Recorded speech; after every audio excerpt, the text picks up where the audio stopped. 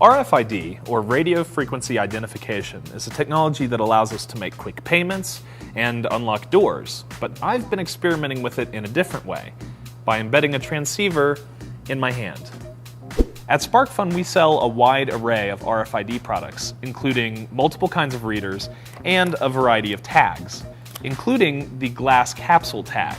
But it is important to note that the tags I'm going to use in the procedure we're about to show you are not the tags that we sell on SparkFun.com. I bought my tags pre-sterilized in an injection assembly from a company called DangerousThings.com, and as the name implies, they are in fact a dangerous thing. Anytime that you open the skin and insert a foreign body, then you're introducing the risk of infection and injury. So do not do this at home unless you have carefully considered the risks and you're working with an experienced piercing professional. So without further ado, let's get weird.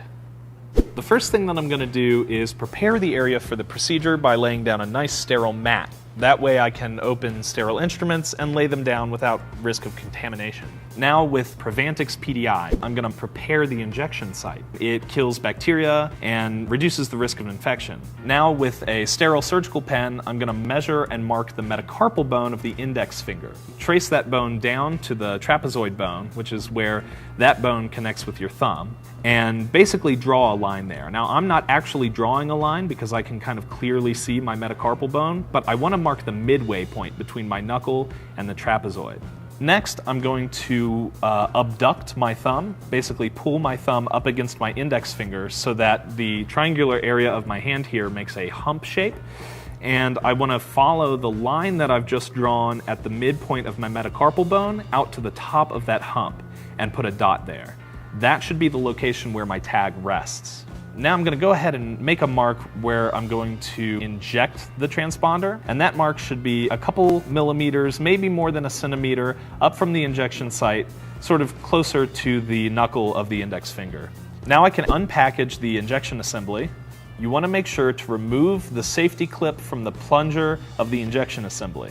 If you don't do this now, it's going to be really hard to do once the needle is actually in your hand. Before I actually make the injection, I need to roll and tent the skin in the area where the tag's going to sit. This dislodges large blood vessels from the muscle tissue. Now, keeping the injection assembly parallel to my index finger, I'm going to go ahead and apply slow and steady pressure and push the needle through the dermis so that it's resting in between the layers of the dermis and the fascia. Once the needle has made its way back to the central mark where I want the tag to rest, I'm going to go just a little bit deeper in order to create a pocket parallel to the metacarpal bone for the transponder to sit in. I back the needle out just a few millimeters and then start depressing the plunger in order to push the tag out into the spot where I want it to sit. As I depress the plunger, I pull the needle out and then I cover it with a little bit of gauze and hold the gauze in place until the bleeding stops. And there it is, the tag is in place.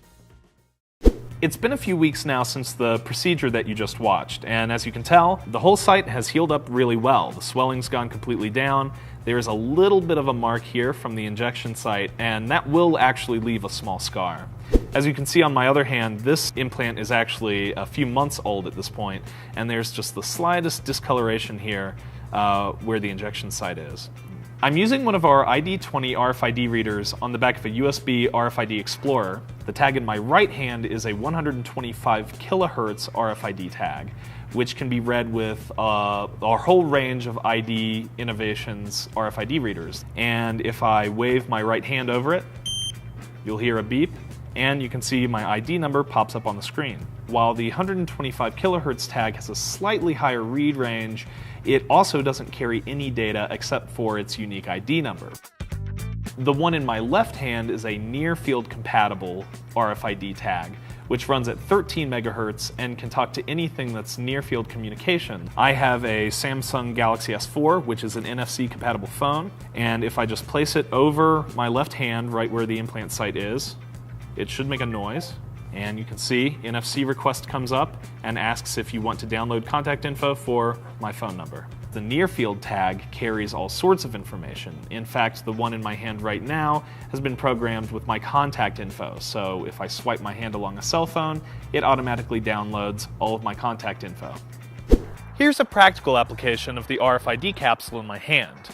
Now when I park my car, I don't have to take my keys with me because I can simply unlock the door with my hand. Like that. Just behind the sticker on my driver's side window, there's one of our ID12 RFID readers. I have that connected to an Arduino using a piece of Cat5 cable that goes down through my door panel, and the Arduino is connected to a few of our Beefcake relay kits. Those relay kits are tapping into the existing door lock controls for my truck. Whenever I've told somebody that I've done this, there are always a few common concerns that get brought up, and so I thought it was worth bringing them up here and addressing them in the video. First of all, there's the infection risk. They want to know how risky is this actually as a procedure. The infection risk is minimized because I'm using a tag that's already in an injection assembly, and the whole thing has been sterilized using ethylene oxide gas when I get it. All of the implements that I use are single-use implements that are also pre-sterilized. You want to practice safe, aseptic procedure. Make sure you're not doing this in a filthy garage or in a public restroom. Just use common sense, basically. Another concern is the injury risk. I do have a hollow glass capsule embedded in my hand, and just to think of it doesn't sound like a good situation to be in. Luckily, this is a very small glass capsule and it has very thick walls, so it would be really hard to apply enough mechanical force to crush the glass without doing significant damage to your hand anyway. The placement does a lot to mitigate the injury risk because this is a soft portion of my hand where the tag doesn't have anything to sit up against to abrade or to crush.